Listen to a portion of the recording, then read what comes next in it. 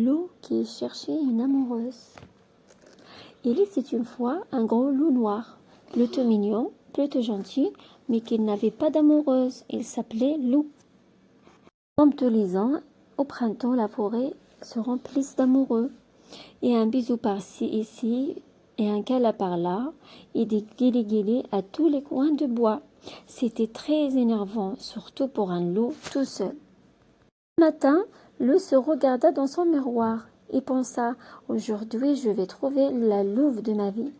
Mais comment faire? Il ne connaissait rien à l'affaire. Un matin, il alla voir Maître Hibou.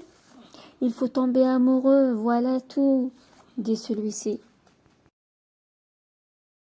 Toute la matinée, Loup s'exerça à tomber. À la fin, il était tout cabossé. Il avait mal partout, mais il n'avait pas trouvé d'amoureuse. Il faut se faire élégant, séduisant, suggéra son ami Alfred. Loup prit un long bain et s'habilla avec soin. Il choisit une chemise à fleurs et s'accrocha une marguerite sur le cœur. Il faut attirer l'attention, être original, phénoménal, expliqua son ami Valentin. Loup enfila ses lunettes noires de star et ses bottes de cow-boy. Il faut parler joliment, choisir des mots doux, caressants, dit son ami Grenouille. Loup courut acheter un livre de poésie et le lut en entier. Et après tous les poèmes où l'on disait je t'aime. Il faut un bouquet de fleurs pour l'élu de son cœur, conseilla son ami Jocha. Loup composa un joli bouquet avec les fleurs de la forêt.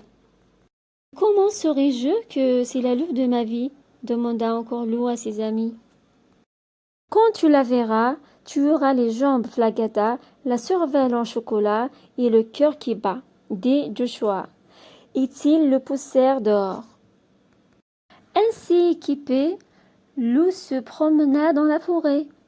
Il commençait à désespérer quand une louve apparut sur le sentier.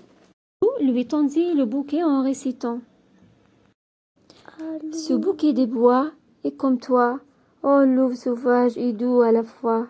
Arrête ton blabla, espèce de gros bêta, répondit la louve sans arrêter. Loup resta planté au milieu du chemin. Il ne comprenait plus rien. C'est vraiment compliqué de trouver une amoureuse, soupira-t-il. Il s'assit pour enlever ses bottes quand soudain une louve très pressée lui rentra dedans. Il bascula sur le sentier. « Je suis vraiment désolé, dit la louve, mais quelle idée d'être assis au milieu du chemin. » Loup se redressa, regarda la louve, et il sentit comme un petit clic à l'intérieur de son cœur, un peu comme le bruit d'une porte qui s'ouvre.